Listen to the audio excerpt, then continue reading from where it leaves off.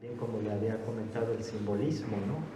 En reforzar esa conexión de la tradición revolucionaria, ¿no? Yo creo que fue acertado. Más bien, no encontré bien el dato en cartas, pero yo creo que era algo estratégico.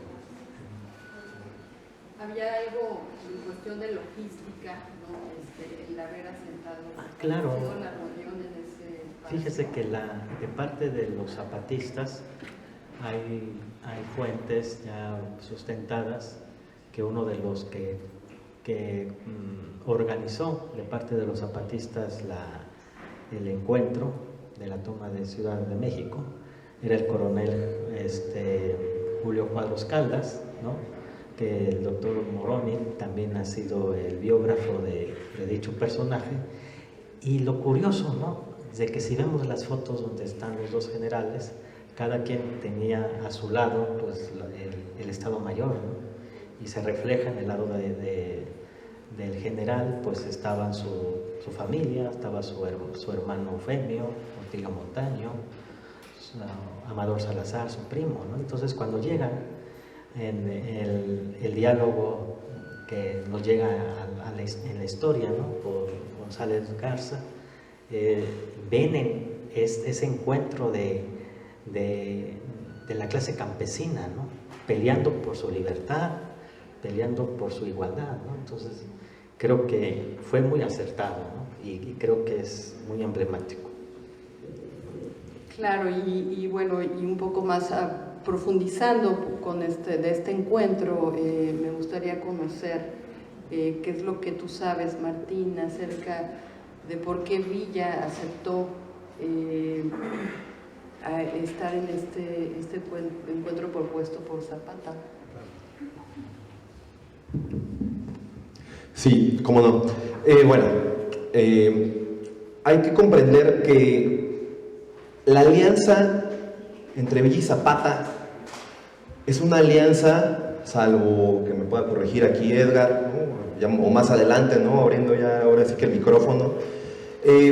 La alianza entre Villa y Zapata es una cuestión que todavía no se encontraba fortalecida. Para antes del 30 de noviembre, 1 de diciembre de 1914, la alianza de los generales Villa y Zapata está rodeada, eso es importante tenerlo en mente, está rodeada de una serie de sí revolucionarios, pero también intelectuales maderistas, y todavía incluso alguno de ellos, el caso de Lucio Blanco, pues carrancistas, también hay que decirlo como tal, que todavía no estaban bien definidos, que todavía no estaban definidos a la hora de la entrada que ya se veía suceder, ¿no?, entre los ejércitos tanto norteño como el sureño. Entonces, eso es una primera cuestión que hay que tener en cuenta. Villa acepta reunirse sí o sí con Zapata en el territorio, yo lo entiendo así, que él proponga, porque la alianza, repito que, o mejor dicho, el círculo que está rodeando esta alianza no está totalmente comprometido, y me arriesgo a decirlo así, comprometido intelectual, política, social y militarmente hablando. ¿A qué voy? Hay una serie de compañeros o todo un grupo político que algunos historiadores lo han reconocido como la influencia tercerista o el grupo tercerista, encabezado principalmente por el presidente de la convención, porque venimos desde la convención de Aguascalientes, ¿no?, desde la soberana convención de Aguascalientes. El grupo de Eulalio Gutiérrez pues está, hay que decirlo como tal, ejerciendo también su presión política, ¿no?, su presión social, y podríamos tomarlo a la ligera, pero hay que recordar que, como en la convención de Aguascalientes, y así se representó, cada general, cada personaje político tenía detrás de él o con él a una serie de soldados detrás. Es decir, romper con un político pues no es como romper con un político en este momento en la Cámara de Senadores y punto, ¿verdad? Es como romper con una serie de elementos militares. Entonces, Villa, teniendo esta cuestión en mente, y pues claramente Zapata saben que la alianza se tiene que consumar sí o sí en un acuerdo. Villa llega a Tacuba, finalmente, ahora sí que toda la masa del ejército revolucionario de la División del Norte se extiende desde Tacuba hasta Tacubaya. Todos los trenes que van llegando poquito a poquito, pues ven la necesidad de extenderse hasta pues prácticamente entrada a Chapultepec, ¿no? Polanco, la Hacienda de los Morales, donde llega por ejemplo Felipe Ángeles. Entonces dice Villa, yo no voy a dar un paso más adentro de la Ciudad de México o de las cercanías de la Ciudad de México si antes no me pongo de acuerdo con los jefes zapatistas o con el jefe Zapata, porque pues en este momento, por lo endeble de la alianza, esto puede significar un acto de guerra o una cuestión malentendida y no estamos para estas cuestiones.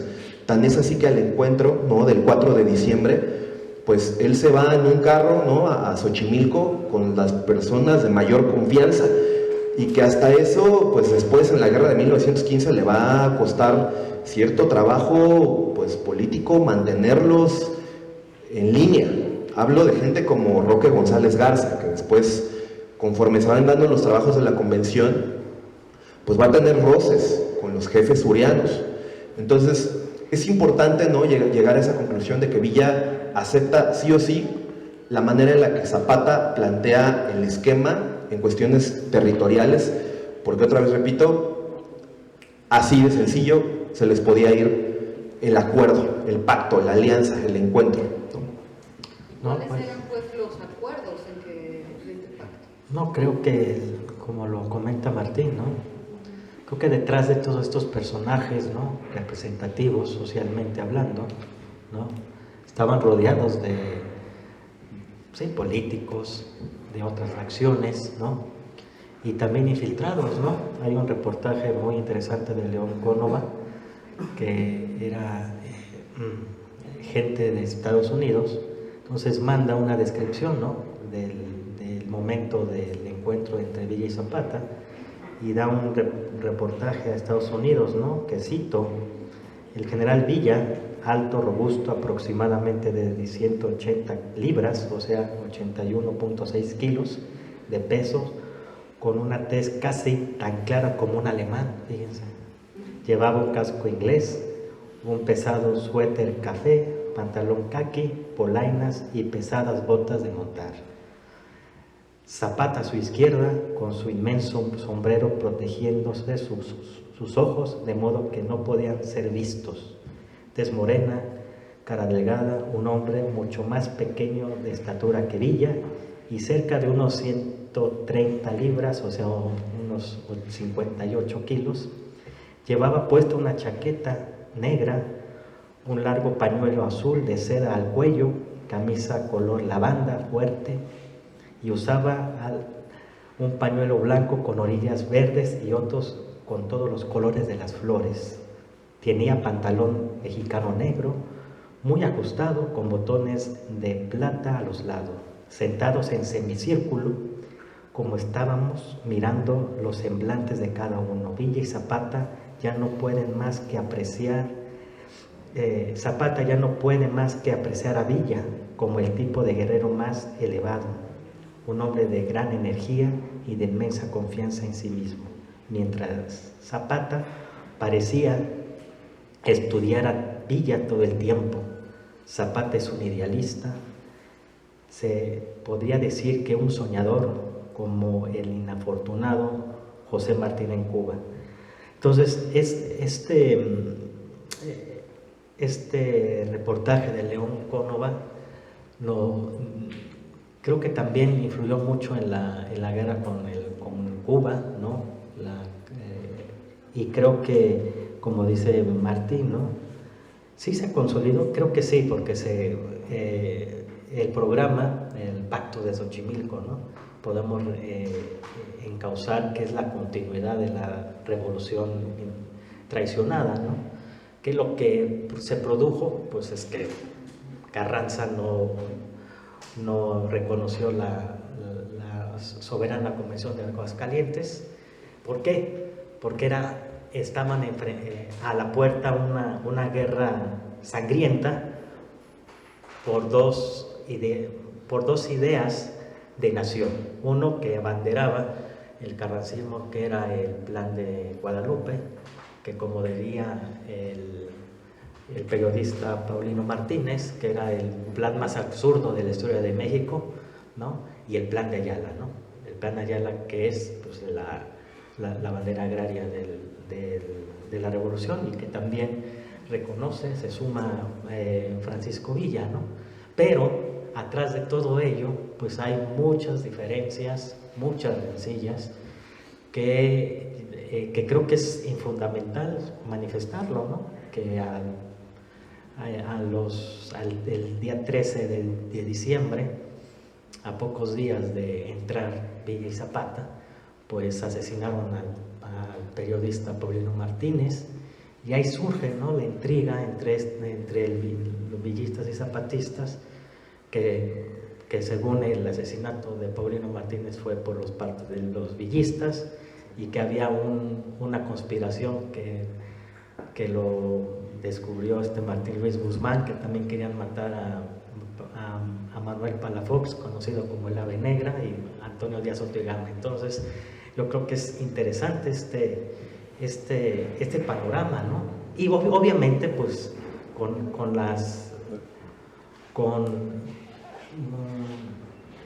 con el presidente provisional Eulalio Gutiérrez, que puso trabas, ¿no? Trabas hacia la consolidación de fortalecer estos dos movimientos campesinos para que fueran pues a perseguir a Venustiano Carranza, ¿no? Entonces yo creo que es fundamental pues poner estos temas, ¿no? Muy interesantes.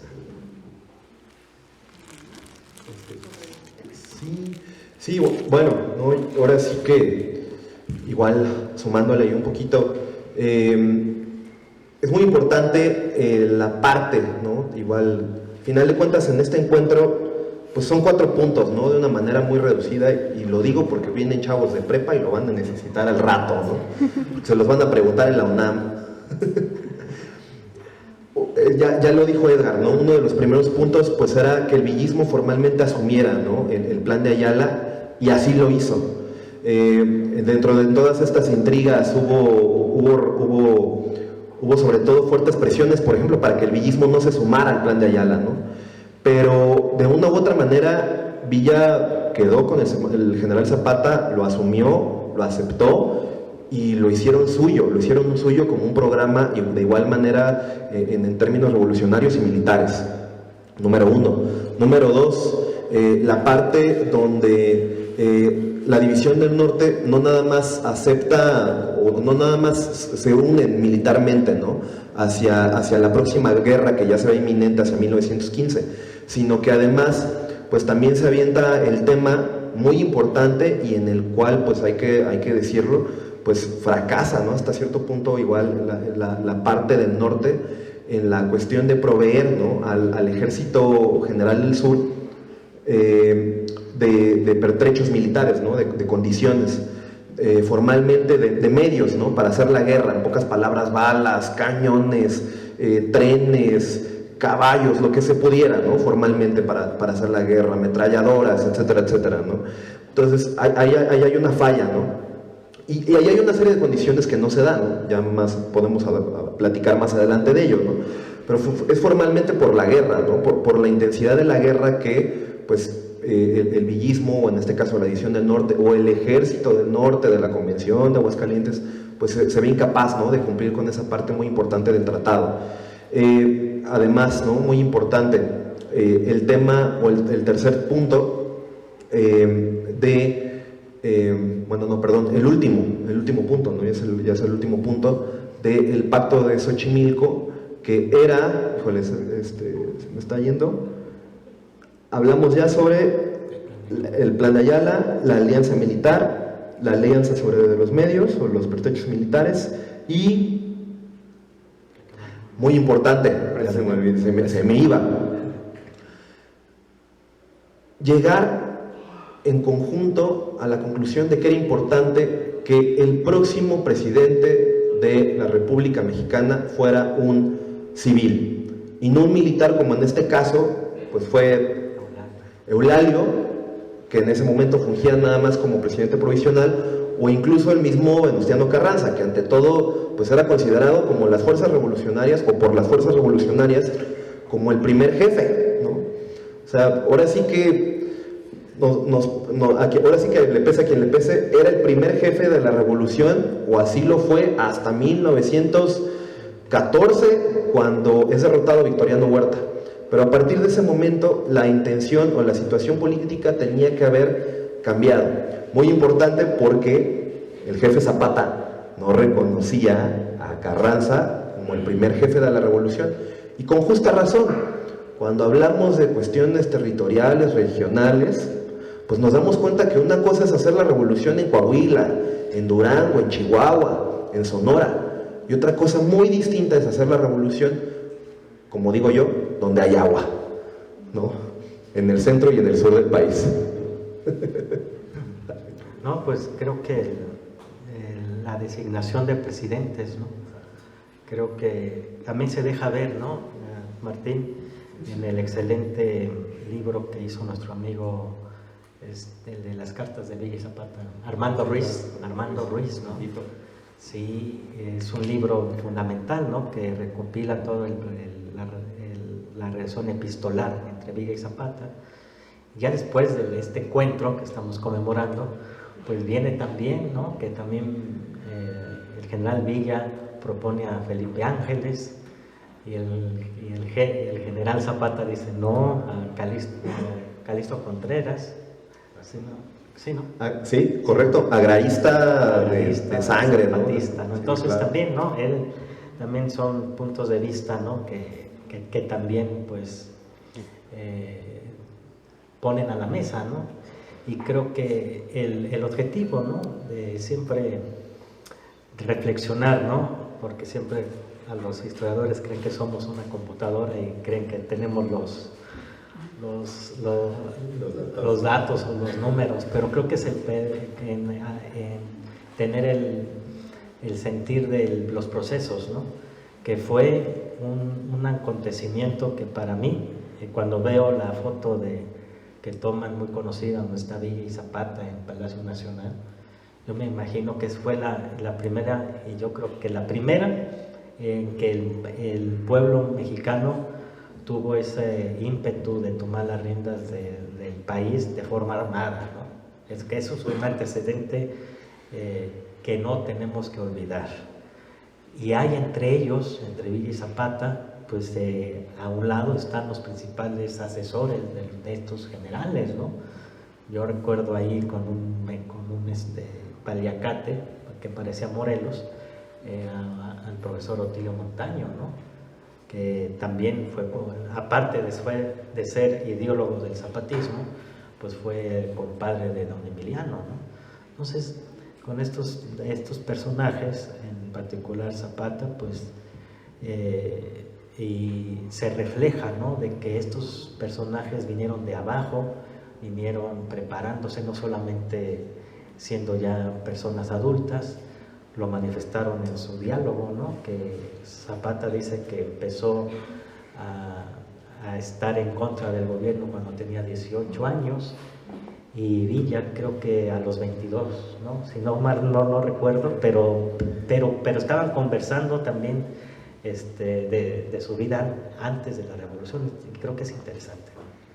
Sí, no, ahí en ese sentido Villa hace como que la suma, ¿no? Toma en cuenta la suma desde que era un bandolero, ¿no? Dice, yo tengo luchando contra el gobierno desde prácticamente los 16 años. Dice. O sea, se avienta los años de bandolero y se avienta pues los años de guerra formal, ¿no? y se entiende, ¿no? Porque pues hay detrás un bandolerismo social, ¿no? ¿Qué hubiera sido de Villa si no hubiera entrado al bandolerismo? Pues no lo sé, a lo mejor se hubiera sumado a las fuerzas revolucionarias, pero no hubiera llegado a ser general, ¿no? Porque ya lo dijo también aquí Edgar, la revolución se hizo con compadres, ¿no? Sí. Valga la redundancia, ¿no? También del lado derecho de Villa, también está ahí sentado el general Tomás Urbina, que también era su compadre, no había tenido una formación tan profesional, ¿no? Digo, en ese sentido, porque ahora sí que les sabía a saltear caminos y a tirar muchos balazos, ¿no? El general Tomás Urbina, que era lo que se necesitaba en ese momento, ¿no? Pero bueno, ¿no? Al final de cuentas, pues, tienen sus formas, ¿no? De unirse, ¿no? Las fuerzas del norte y del sur. No, y hay un episodio que quiero compartir, que ahorita que están los jóvenes presentes, que el que le entregó el inmueble de Palacio Nacional a Eulalio Gutiérrez, Eufemio Zapata, ¿no? El hermano mayor del general, ¿no? Y bueno, lo podemos leer en una mala crónica de Martín Luis Guzmán, ¿no? Pero en el libro de Pineda, ¿no? De la Revolución del Sur del 12 al 14, pues manifiesta, ¿no? Que Eufemio le da la bienvenida, ¿no? Le da la bienvenida al presidente provisional y manifiesta el porqué de la revolución, por qué los pueblos se suman a esta revolución social, pues por el hambre, ¿no? Y se van directamente pues a la presentación de la silla, ¿no? Y curiosamente en el imaginario popular siempre decimos que quién es el que dice el famoso anécdota de la silla embrujada, que siempre lo enfocamos en Emiliano, pero fue Eufemio Zapata cuando le dice a Eulalio Gutiérrez, ¿no? Esa silla está embrujada, es de mal agüero, porque se siente un hombre bueno y se levanta malo, ¿no? Entonces ahí Martín Luis Guzmán dice que pues se la devuelve, diciendo, bueno, si fueran una silla de montaña, los surianos ya estuvieran siendo presidentes, en una forma un poco racista, ¿no? Entonces, creo que es el imaginario que puede, en esas palabras muy campiranas, ¿no? De la silla del mal agüero, ¿no? Es cómo los pueblos ven al gobierno central, ¿no? Ven al gobierno como opresores, ¿no? Y lo que querían, ¿no? Era un cambio de abajo hacia arriba, ¿no? Con la igualdad social, ¿no? Claro que sí, un poco recordando lo que Edgar Castro nos dijo, la cita, ¿no? Sobre los personajes, que me parece muy bella, ¿no? Y quizá por ahí podamos llevar la conversación ahora a esta pregunta. ¿Qué plan político-social tenían cada uno de los personajes, de los generales Villa y Zapata? ¿Cuál era la visión del mundo de cada uno de ellos, ¿no? Incluso por eso lo relaciono un poco con la cita, ¿no? Creo que por ahí se puede esbozar algo bastante interesante, ¿no? Para entender un poco más a estos personajes, me gustaría mucho que nos trataran de ayudar a entender un poco más esta parte. Bueno, yo creo que para entender el programa político, social, económico, ¿no? Incluso del villismo, pues hay que, y que bueno, de hecho se ve discursivamente en las palabras del encuentro, en la charla, la primer charla, ¿no? Que tienen Villa y Zapata, porque sí, pues ahí está, ¿no? Definitivamente, y tiene pues claramente marcado un discurso de clase y un origen de clase y un motivo de clase. Pues habría que regresarse, ¿no? Formalmente al menos 2 años atrás, ¿no? 1913, ¿no? Que es el momento en el que el villismo se hace formalmente o toma el control total o parcial al principio del estado de Chihuahua, donde pues prácticamente en un mes el villismo pone en práctica una serie de transformaciones, de cambios sociales, económicos, políticos, que pues definitivamente ponen, pues primero que nada en jaque a toda la élite chihuahuense, ¿no? Y en segundo plano ponen también en jaque a toda la élite nacional, ¿no? Recordemos que Chihuahua en ese sentido tiene una serie de pasos importantes y está el caso de Ciudad Juárez, ¿no? Que es uno de los principales. Ciudad Juárez para entender la importancia de Ciudad Juárez, pues hay que regresar a 1911, ¿no? Que pues simplemente tomándole Ciudad Juárez a Porfirio Díaz, prefirió Porfirio Díaz retirarse, ¿no? de la campaña, de la campaña militar, ¿no? Del poder. Entonces, ha sido importante Ciudad Juárez, ¿no? Pero en cuestiones de Chihuahua, pues bueno, hay mitos, ¿no? Y también realidades de lo que hizo Francisco Villa como gobernador, ¿no? Provisional, y a partir de eso, pues lo que sucedió durante prácticamente 2 años de experimento político y de gobierno, ¿no? Formalmente. El villismo trabajó en cuestiones sociales, pues híjole, se enfocó en las cuestiones educativas, no nada más expropió, ¿no? Propiedades formalmente, sino que además expropió bibliotecas enteras, expropió salas de música, expropió, no escuelas privadas, esas dejó que continuaran, pero sí les dio la oportunidad, pues a la gente, por ejemplo, que pues, no había tenido la oportunidad ni siquiera de acercarse a una serie de libros, o de aprender, o de entrar a la escuela, pues ahora sí que se dispuso a abrir las escuelas pertinentes para que existieran las alternativas y las oportunidades. En cuestiones económicas, puso las haciendas a trabajar después de haberlas expropiado, puso a cada uno de sus generales a sacarles provecho, a sacarles dinero formalmente, porque pues en efecto pues la revolución iba a necesitar dinero, ¿no? Y todo ese recurso tenía que salir de algún lugar, ¿no? Tan es así que días antes de que se terminara el año de 1914, ¿no? A finales de 1914, principios de 1915, los primeros cargamentos que va a utilizar Villa para la guerra, ¿no? Formalmente, ahora sí contra Carranza, los obtiene vendiendo más o menos 40,000 cabezas de ganado, ¿no? ¿De dónde vienen todas esas cabezas de ganado? Pues vienen formalmente de las haciendas que les quitó a los Terrazas, a los Krill, ¿no? Entonces, pues para eso era la tierra, ¿no? Para sacarle provecho en pro de la revolución. Entonces, hablamos de estos cambios, ¿no? Pero también cambios pues jurídicos, ¿no? Ahora sí que también el campo de guerra también se dio en los tribunales. Había una serie de personas que se dedicaban a pues seguir apoyando, por ejemplo, el régimen huertista, ¿no? Incluso, repito, en los gabinetes y en los tribunales. Cuando llegó la Revolución Popular, pues con permiso, ¿no? Ahora sí que ahí nos vemos, ¿no? Bye. Y el que se quiera quedar, pues se las va a ver con la justicia revolucionaria, ¿no? Que involucraba fusilamientos, ¿no? Como tal, ¿no? Entonces, también la guerra se dio en ese sentido, y también la guerra se dio en las leyes y en las reformas que durante 2 años, el villismo fue construyendo un programa de Estado, pensando en la posibilidad de, pues, un programa nacional que verdaderamente tuviera la repercusión, pues repito otra vez, en cuestiones muy específicas, y siempre lo resumo en 3, porque es donde el villismo y el zapatismo trabajaron: educación, tierra y trabajo. No, pues muy bien la explicación de mi amigo Martín.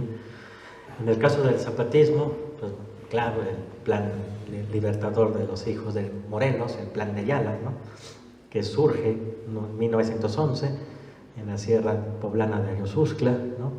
Con el claro declaración de guerra contra Madero, ¿no?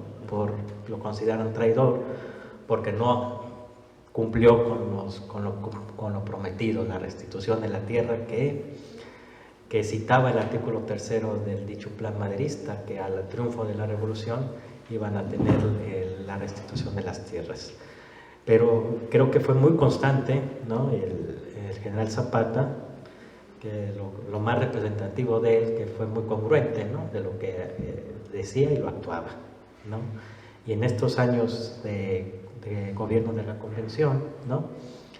Surge un personaje también interesante, un poco maquiavélico, Manuel Palafox, conocido como el Ave Negra, que en ese contexto le dieron la cartera de Asuntos Agrarios, a ver si me puedes corregir, amigo, sí, de Asuntos Agrarios, y lo encomendó el propio Zapata, ¿no? de implementar las restituciones de las tierras, ¿no? Pero ahí ya era muy... creo que es una de las etapas muy emblemáticas, ¿no? de la creación de las comisiones agrarias del sur, ¿no? El reparto, ¿no? Las limitaciones de los pueblos, ¿no? Que también estuvo muy difícil, ¿no? Porque era pleito tras pleito con las comunidades vecinas, Y eso lo cita muy bien el libro de Marte R. Gómez, ¿no? Las comisiones agrarias del sur. Y bueno, y creo que como lo comenté en un principio, ¿no? Que fueron una lucha después de este encuentro, se vino una lucha muy sangrienta, porque al derrocar al huertismo, pues ya no había ni ejército, no había gobierno, entonces se tenía que construir el México, y desgraciadamente pues hay lo maquiavélico que fueron los gentes de un país vecino, ¿no? Que siempre se incrustaron en la vida pública de este país, y bueno, pues hicieron crecer las intrigas, ¿no? Que eso lo documenta muy bien el doctor Pineda. Pero el plan en el transcurso de esta etapa de la revolución estaban en juego dos leyes, ¿no? Importantes. La ley agraria estaba entre la ley agraria de Carranza, de la de 5 de enero, y la del plan de Ayala, ¿no? ¿Qué quería el plan de Ayala? Restitución. Y qué quería los carrancistas era dotación, ¿no? Y que a partir después de la revolución pues surge una metamorfosis de esas dos leyes y se crea pues la reforma agraria, ¿no? Por revolucionaria, ¿no? Entonces creo que de lo bueno o de lo poco, creo que se fue formando el gobierno por revolucionario. Okay. Bueno, pues miren, no sé si todos recuerdan esta foto dentro de su memoria. Creo que es una fotografía bellísima, pero además sin olvidar aquí a uno de los personajes, ¿no? Dolores Jiménez y Muro, que la tenemos aquí al lado de Villa, en medio de Zapata, mujer relevante que realizó el premio, ¿no? Del Plan de Ayala. Digo aquí para subrayar un poco. Y hay dos niños. El niño que está. El niño. A ver. El niño que está del lado de Villa es mi tío Nicolás, que era el hijo primogénito que tuvo el general de 20 y tantos hijos que tuvo. Y el otro niño, se me escapa en mi memoria el nombre, pero es de Tlalnepantla y todavía vivió para contarlo, fue veterano también. Maravilla. Los invitamos a que vean la exposición Cine, Foto y Revolución, esto como un paréntesis, para que vean la foto y un poquito de la historia de muchas de las imágenes que se realizaron en la entrada de los ejércitos, ¿no? Que las estamos viendo algunas, pero sí hay que verlas con mucho bueno, esta fotografía de la escultura. Exacto. Y aquí está, bueno, la entrada, ¿no? Aquí está Villa y Zapata. En fin, vamos a ir cerrando un poco, y bueno, ya lo dijeron, quizá ya hablaron muy esbozadamente sobre ello, pero quisiera cerrar esta parte del conversatorio para luego darle la palabra a nuestros visitantes sobre brevemente el legado de esta revolución social. ¿Cuál es el legado concretamente? Ya más o menos nos platicaron, ¿no? De ello.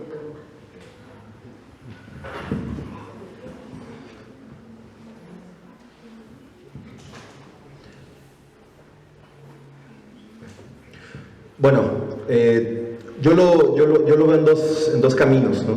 En dos formas. El legado de Villa y de Zapata lo podemos ver en su pensamiento y en su acción, ¿no? En su pensar y en su actuar. En su acción, en cuestiones de lo que nos dejaron formalmente y de lo que la gente detrás de ella en los campos de batalla nos fue dejando con tanto sacrificio. Yo se lo digo siempre a los chavos que nos acompañan, y cada vez que voy y me presento a una escuela, por eso creemos en esto de las presentaciones y por eso vamos a las escuelas, porque uno de los grandes legados que nos dejan en los generales Villa y Zapata es precisamente el derecho a la educación. El derecho a la educación como la conocemos. Las instituciones, las escuelas y las universidades que hoy en día existen de forma gratuita o casi gratuita, pagando únicamente 50 centavos o menos, es gracias a lo que nos fueron dejando las luchas populares, precisamente que venían desde, no las mismas aulas, sino desde los campesinos, desde los obreros y desde los anhelos y de los sueños que en ese sentido habían luchado tanto por conseguir, pero una y otra vez fueron rechazados. Y en cuestiones del pensamiento, híjole, Villa y Zapata son un símbolo, las fotos que vimos hace un momento son un símbolo, y esos símbolos van a seguir existiendo, continuarán existiendo, nos vamos a ir de este mundo y van a seguir estando ahí, porque Villa y Zapata son, ante todo, el legado de lo que nos recuerda de lo que no está bien en nuestro país y de lo que una y otra vez tenemos que continuar luchando e ir resolviendo en cuestiones de nuestros pendientes para asegurarnos de que, en efecto, podamos mejorar, podamos transformar al menos 1 centímetro nuestras vidas, buscando que siempre, obviamente, estemos mejor. Eso es para mí, formalmente, lo que nos deja el legado de Villa y de Zapata. Educación y mucho cariño, y mucho amor, y mucha felicidad y una búsqueda perpetua por esa felicidad. No, muy bien, muchas gracias. No, estoy de acuerdo. También abonar, ¿no? Meternos el recuerdo de este legado de identidad, ¿no? De unidad. Y recuerdo mucho, bueno, ni nací en el 79, hace más de 40 años, ¿no? Cuando un presidente de ese entonces, ¿no?, quiso exhumar los restos del general Emiliano para traérselo precisamente acá, ¿no? Entonces, ahí afortunadamente todavía sobrevivían los veteranos y viudas, y ahí hicieron una valla, tanto los campesinos de Morelos y en especial los de Milpalta, ¿no?, los de Tláhuac, que vinieron a acampar allá en la tumba de Zapata. Ya había tanta unión, ¿no?, de la identificación y la gratitud de estos de Villa y Zapata, ¿no?, que creo que sin esta participación que tuvieron, no hubiera tenido un contexto social esta llamada revolución o revoluciones, ¿no?, que creo que cada año hacen alusivo a fechas conmemorativas. Pero si no fueran por estos hechos emblemáticos del pueblo que se enfrentaron a la oligarquía, al sistema, que desgraciadamente los dos acabaron asesinados, como diría Woman, tarde o temprano, si no hubieran asesinado a Zapata en 19 y a Villa en el 23, de todos modos el sistema lo iban a liquidar, porque estaban a favor no de un sistema lineal, sino de abajo hacia arriba, ¿no? Y creo que es el mejor legado que puedo yo externar a las nuevas generaciones, es el México, bien y mal, bien, que nos han legado esta revolución armada, la de 1910 a 1919 o 20, ¿no? O la 17, ¿no?, cuando promulgan la Constitución. Pero creo que es el México contemporáneo lo que abre esta etapa violenta y va a la construcción, pero desgraciadamente surgen gobiernos muy conservadores, ¿no?, y que gracias a Villa y Zapata, que son emblemas y símbolos de resistencia social, pues influyeron en los movimientos campesinos, estudiantiles, ¿no?, y hasta guerrilleros como el ZLN, ¿no? Entonces, gracias a estos dos personajes, dan testimonio, ¿no?, que si hacen caso omiso de las necesidades de la gente, pues pueden producir un Villa y un Zapata, ¿no? Gracias. Hola, buen día. Yo soy egresada de la Universidad Autónoma de la Ciudad de México. Pues evidentemente a nosotros, pues ya que estamos pues fuera de las universidades, nos interesa mucho preguntarles como ese legado villista y zapatista y socialista, ¿qué relación tiene con Cárdenas? Y para ustedes, el sistema educativo, ¿qué representa para México y pues para la Universidad Autónoma de la Ciudad de México, para la UNAM, para el Politécnico, y cómo se va relacionando y cuál es el legado que actualmente tenemos? Gracias. Hola, ¿qué tal, queridos colegas, amigos? Es un gran gusto verlos, es admirable escucharlos siempre. Y mi pregunta va relacionada a una de las tantas temáticas de nuestra disciplina histórica, ¿no? Que es la vida cotidiana. A veces se nos va de largo, a veces no reflexionamos mucho sobre esto, pero yo les quiero preguntar, ¿no? En todo este recorrido que ustedes tienen y han tenido y seguirán teniendo, ¿qué memorias, qué testimonios han rescatado acerca de lo que dice la gente, cómo lo vivieron desde Xochimilco, en Milpa Alta precisamente, ¿no? En la Ciudad de México? No sé, ese tipo de reflexiones, ese día, esos días, ¿qué desayunaron los generales, ¿no? Si bromeaban, qué tipo de bromas hacían, ¿no? O sea, con qué tipo de gente se relacionaban. Es un poquito de esa vida cotidiana, si nos pudieran dar una reflexión, estaría increíble. Muchas gracias. ¿Una más? ¿Sí? ¿Alguien más quiere una más? Mucho gusto, muchas gracias por acompañarnos y brindarnos esas experiencias. Como descendientes de estos grandes hombres, ¿ustedes qué consejo le hubieran dado a los dos vísperas de este movimiento, de este levantamiento armado, y que a la pro culminó en una tragedia, ¿no?, para los dos? Muy bien, pues vengo de una familia universitaria, mis padres son universitarios, siempre agradecidos, pero también críticos de la Universidad Nacional, y pues en ese sentido, pues nada, al revés, celebramos constantemente que se abran siempre nuevas universidades y nuevas escuelas. Sabemos que ya están próximos a abrir las próximas escuelas Rosario Castellanos, ahora en otros estados, y repito, no celebrarlo es no ser villista y no ser zapatista, ¿no? Es lo primero. Lo segundo, en ese sentido, para nosotros la lucha de Villa y Zapata en cuestiones estudiantiles, pues ha estado siempre reflejada, ¿no? Es una lástima que de una u otra manera se vaya perdiendo, y pues eso se lo debemos a los planes, a los programas educativos, la forma en la que se aborda constantemente al villismo, al zapatismo, lo que se pone en los libros de texto, ¿no?, actualmente, ¿no?, que ni siquiera a veces se les dedica un párrafo, ¿no?, formalmente para ser abordados o explicados, ¿no?, las condiciones, las causas, los procesos de sus luchas. Pues híjole, ¿no?, ahora sí que tenemos una serie de retos como profesores, que creo que ante todo somos profesores, somos amigos, aliados y sobre todo colaboradores, ¿no?, también de algunos otros profesores. Entonces, pues siempre el trabajo educativo importantísimo por ahí, ¿no? Entonces, defender las escuelas, ¿no?, ante todo, en ese sentido.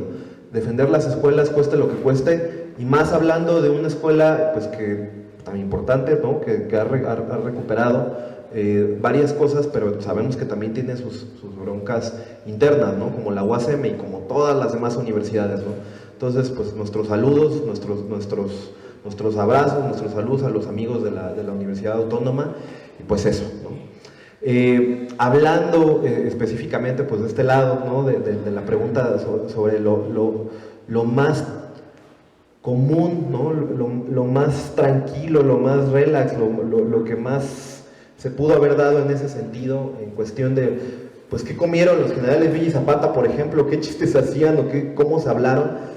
Pues híjole, lo malo de esto es que no hay una visión, no hay un escrito, salvo que tú me corrijas, formalmente de ambos. No hay una percepción por escrito de Villa, una percepción por escrito de Zapata, ¿no? No sé si haya sido escrita posterior, pero al menos creo de mi lado, del villismo, creo que no lo existe. Tenemos las imágenes, tenemos las visiones de gente como Carothers, que era uno de los representantes americanos del villismo, de Villa, ¿no?, específicamente en cuestiones, bueno, trabajaba en cuestiones de la compra de las armas, ¿no? Por ejemplo, representante también y doble agente de los Estados Unidos, de Washington, y es gracias a personas como Harolders que tenemos una serie de ideas sobre el encuentro de Villa y Zapata, pero pues la verdad, yo creo que nada cercanas a lo que verdaderamente fue en la realidad. Tenemos la visión de Roque González Garza, que se dedicó a transcribir o llevar la conversación taquigráficamente, pero pues hasta ahí, ¿no? Entonces, sabemos que se echaron un mole, por ejemplo, ¿no? Eso sí, unos mezcales, ¿no? La orden para los villistas era nada de alcohol, ¿no? Y eso que llevaban a Rodolfo Fierro y era uno de los más perinches. Llevaban pues a varios de los generales, pues repito, ¿no? De mayor confianza, ¿no? Del general Villa, Agustín Estrada, que fue uno de los que tuvieron que ver en escoger, por ejemplo, a Villa, ¿no? Como jefe de la División del Norte en 1913, llevaban a Medina Beitia, ¿no? Y demás, ¿no? Pero yo lo que rescato mucho es, sobre todo, pues siempre, ¿no? La contradicción y la unión, ¿no? de los grandes hombres, ¿no? Cómo uno prefiere tomar alcohol y el otro prefiere quedarse con su agua, Zapata que le ofrece el alcohol y Villa que se lo intenta tomar y ya se andaba atragantando, ¿no? Por ejemplo, creo que era coñac, ¿no? Si mal no recuerdo, ¿no? Entonces, repito, ¿no? La contradicción, la diferencia entre los hombres, pero siempre entre la unión y la amabilidad. Algo que no perdieron, y eso es una de las cosas más bonitas del encuentro de los villistas y los zapatistas, o de Villa y Zapata, es que a pesar de existir grandes conspiraciones políticas y nacionales, y después de haber perdido una guerra juntos, se seguían mandando cartas para tratar de ponerse de acuerdo, para tratar de verse, para tratar de saber qué estaba pasando el uno con el otro, porque sabían que no iban a poder encontrar esas diferencias y esas similitudes en otros personajes revolucionarios. Villa le dice: hasta que vengo a encontrarme con los hombres del pueblo, y Zapata le dice: hasta que vengo a encontrarme con gente que de veras sabe pelear, ¿no? Entonces, pues ahora sí, con mucho cariño, que me perdone pues el general Ángeles, que me perdone el general Rodolfo Fierro, pero pues solamente en esas contradicciones y en esas similitudes es que se da la relación entre hermanos, ¿no? Mexicanos del norte y del sur, ¿no? Creo que a partir de ese momento Villa continuó amando hasta la muerte de los tamales, ¿no? Además, a partir de ese momento, por ahí decía una historia que rescato de Taibo, no lo sé, Zapata trataba de enviarle unas que otras semillas y sobre todo pues especias, ¿no? Que no se pueden encontrar en el norte. Ya saben que el norte pues pura carne con queso, ¿no? Y acá pues el sabor, ¿no? El epazote, ¿no? Por ejemplo, ¿no? Los frijoles con epazote. Cosas que no se daban allá, ¿no? Entonces se rescata mucho esa situación, ¿no? Villa quedó fascinado, ¿no? Con la comida del sur, eso sí lo sabemos. Y pues por último, ¿qué le hubiéramos dicho al general Villa o al general Zapata? Pues lo mismo que le dijo el general Ángeles: general, pues no se detenga, ¿no? No se detenga en el centro, marche con el general Zapata hacia Veracruz a encontrarse con Carranza a ver de cómo les toca. Pero algo sí es cierto, las condiciones, otra vez, universales, militares, políticas, estaban dadas para que Villa y Zapata, por su transparencia, por su realidad, y hablo por su realidad de ser con los demás, con el México de ese entonces, no les iba a permitir quedarse con ese poder que pues Carranza sí pudo pues manipular y llegar a ciertos llegar a ciertas condiciones políticas, principalmente con Estados Unidos, para así obtener pues verdaderamente el reconocimiento de los americanos, ¿no? Entonces yo rescataría pues esa parte, ¿no? Yo creo que hubiera sido prácticamente imposible, ¿no? que triunfara en cuestiones políticas generales. Quizá hubieran triunfado en términos militares, pero otra vez tendrían que haberle cedido el poder, porque ellos mismos no lo ambicionaban, ¿no? hubieran tenido que haber cedido el poder a alguien que, como lo dice Villa y como lo dice Zapata, hubiera estado verdaderamente preparado para llevar el cargo de la presidencia, ¿no? Ellos no se asimilaban como presidentes, ni como gobernadores, ni como jefes políticos, y también ahí está la victoria de ellos mismos. Ellos ya habían ganado, sin necesidad de haber tenido el poder en las manos. Muy acertado. Y bueno, complemento, ¿no? Creo que el cardenismo materializó lo que en realidad quería la implementación de la restitución y creación de ejidos, ¿no? Creo que es invaluable. También bajo el cardenismo se logra el reconocimiento de las veteranas de la revolución, no solamente las zapatistas, sino a todas, ¿no? Huertistas, carrancistas, villistas y zapatistas, ¿no? Y creo que eso es fundamental comentarlo, ¿no? Sobre la vida cotidiana hay testimonios que fueron rescatados por jóvenes de entonces, en los años 70, pero ahora ya autoridades en el tema de la revolución como Salvador Ruedas, Laura Espejel, ¿no? Carlos Barreto Marc, y rescataron los testimonios, ¿no? Y me enfoco en la de los zapatistas. Entrevistaron a doña Goyita Zúñiga, doña Gregoria Zúñiga, que era la más zapatista de todas las zapatistas, era una de las parejas sentimentales del general.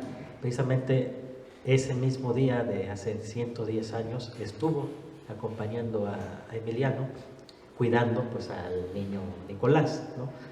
Y ahí podemos ver en su testimonio oral sobre la emotividad que despertaba, ¿no? La entrada de estos dos movimientos campesinos, pero también lo particular es que donde estaba Emiliano iba toda la familia, ¿no? Por eso en el registro que registra González Garza, pues los que estaban acompañando a Zapata pues eran todos sus parientes, ¿no? Era la familia. Y creo que con el testimonio de doña Goyita podemos rescatar el entorno, el contexto de hace 110 años, pero también qué pasó antes de caer asesinado el general Zapata, ¿no? Ella fue testigo de cómo tejió la telaraña el coronel Guajardo y cómo le ganó la confianza a Emiliano, regalándole un caballo, que era también amante de los caballos, le regaló el as de oros, ¿no? Con ese mismo as de oros lo asesina, ¿no? Pero doña Goyita le decía, no vayas, y pasaron los años y doña Goyita nunca creyó que Zapata había sido asesinado, ¿no? Y ese es uno de testimonios que podemos acercarnos más al sentir de la gente, ¿no? Muchas gracias a todos. Zapata vive en Villa también, ¿no? Por parte del Instituto Nacional de Estudios Históricos de las Revoluciones de México, les hacemos este reconocimiento a cada uno de ustedes por compartirnos este día, esta reflexión, y también reconocimiento por parte del Museo Nacional de la Revolución. Muchísimas gracias, que no sea la primera y última vez que estén juntos por acá, nos gustaría tenerlos muchas veces. Y antes de terminar, queremos hacer una foto conmemorativa. Los vamos a invitar a todos a recrear esta foto que todos tenemos en la memoria. No sé si estén de acuerdo nuestros invitados, y nosotros público pues tenemos pues todos los personajes que en esta imagen acompañan a los generales Villa y Zapata. Agradecemos mucho su presencia. Gracias al Instituto Nacional de Estudios Históricos de las Revoluciones de México por esta coordinación y colaboración, como siempre, con el Museo Nacional de la Revolución. Muchas gracias.